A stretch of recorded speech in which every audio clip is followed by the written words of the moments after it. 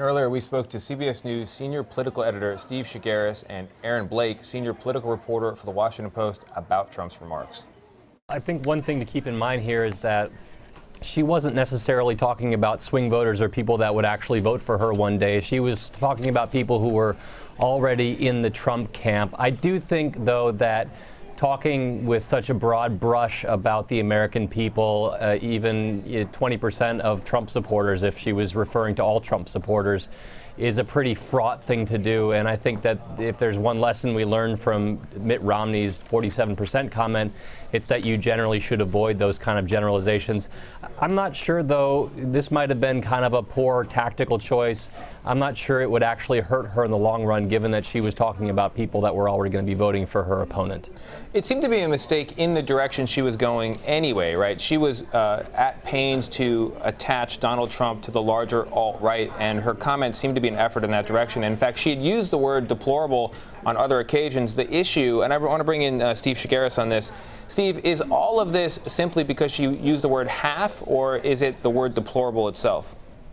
It's a combination of both, but obviously the hang-up is putting a number on it. And you know, I think what you're hearing from Republicans and Trump, are they taking offense to say that a lot of his supporters, or half in her words, are these deplorable people? And what you heard him do here, and what it's given him ammunition to do, is basically add to his theme that he's been trying to push the last few weeks, which is he's a uniter, not a divider. Remember, we heard that from George W. Bush back in the day.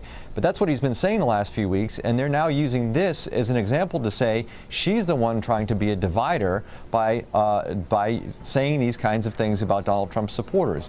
Now, the question for her ultimately is, how does saying things like that fit into her theme of stronger together, right? So she's going to have to come out and I think at some point speak to what she said and say, no, I'm trying to be the uniter here. But right now, Trump is trying to use this to his advantage. He's got an ad out that came out this morning. You heard him hammer this issue during this speech, and he's likely to do it for the foreseeable future, mainly because they feel it's a winning argument. They look back at what happened in 2012 and Mitt Romney's 47% comment, and they feel that anytime you go after a swath of the electorate that directly, that it's not going to be a good thing for you. Yeah, it certainly didn't take long into his speech before he brought that up, Steve.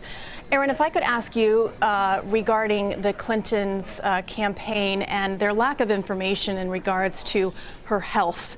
Yesterday, we all saw that she was overcome by heat, during the 9/11 ceremonies downtown. And there was video of her where she appeared to be very light on her feet. Some would say that she was stumbling and had to be helped into the van. Turns out she was diagnosed with pneumonia a few days ago, and that may have also contributed to her coughing fits that she had in recent days as well. But yet the message from the campaign was it was allergies. Was that the right thing for the campaign to do, was hold back that diagnosis? You know, it really is something that's hard for people who cover this campaign, especially the people who follow Hillary Clinton on a daily basis on the campaign trail, to deal with the fact that they were basically in the dark about this diagnosis, not just between Friday and when this event happened on Sunday morning, but also up until late Sunday afternoon, early Sunday evening, when the Clinton campaign finally disclosed this diagnosis that it wasn't clear they were planning on sharing with reporters before.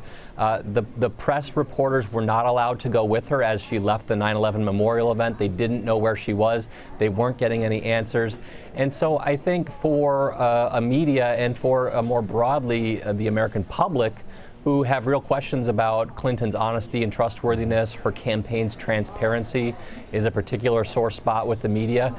This is only going to create more tension in that regard.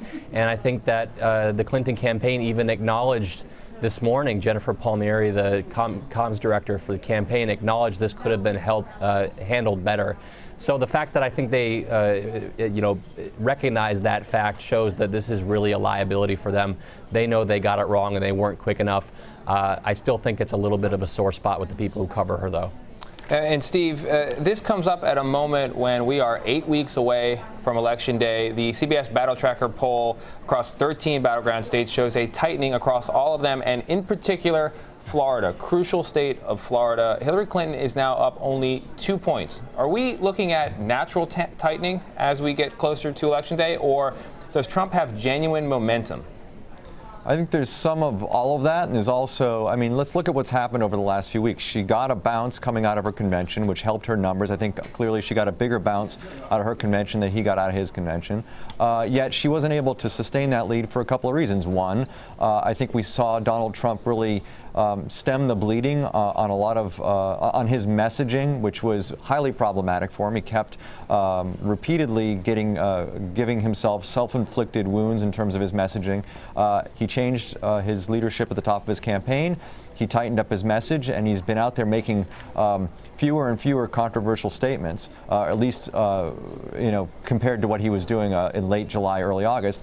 And on top of that, Hillary Clinton has been answering question after question about her emails and about her connection to the Clinton Foundation while she was Secretary of State. And those kinds of questions have been playing into voters' perceptions of her, as Aaron mentioned, her being honest and trustworthy. Now, my question is, how does all of this stuff involving her health play into that as well? Will this have an effect on the polls? We won't know for a week or two, but this plays into the script at a time when, one, there are a lot of questions about both of the candidates and their medical records and their health, and secondly, at a time when she is dealing with questions about her honesty. And, it's going to be very interesting to see how this resonates, if it resonates with voters in a negative way for her, or if it has no resonance whatsoever. Yeah, it's a good point, Steve. And Donald Trump, we should mention, has promised to release new updated physical results, so we should learn more about his health and Hillary Clinton's over the next week. I want to thank both of you, Steve Chaggaris and Aaron Blank.